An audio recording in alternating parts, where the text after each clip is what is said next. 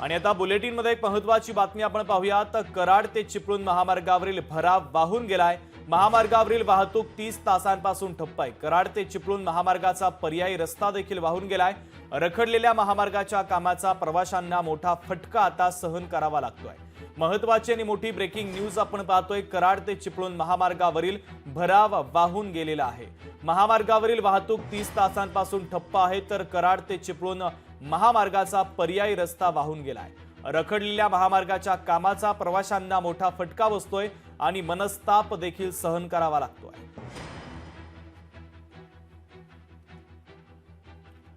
तर कराड ते चिपळूण महामार्गावरील भराव हा वाहून गेलेला आहे, त्यामुळे प्रवाशांना मनस्ताप सहन करावा लागतोय। हा महामार्ग सध्या ठप्प झालेला आहे। महामार्गावरील वाहतूक 30 तासांपासून खोळंबलेली आहे। कराड ते चिपळूण महामार्गाची दुरावस्था झाल्याचं देखील पाहायला मिळतंय। पर्यायी रस्ता जो बनवण्यात आलेला होता तो वाहून गेलाय। रखडलेल्या महामार्गाच्या कामाचा प्रवाशांना फटका बसतोय आणि वाहतूक ठप्प झाल्यानं प्रवाशांना आता मनस्ताप देखील सहन करावा लागतोय। महत्त्वाची बातमी आपण पाहतोय। कराड ते चिपळूण महामार्गावरील भराव वाहून गेलेला आहे।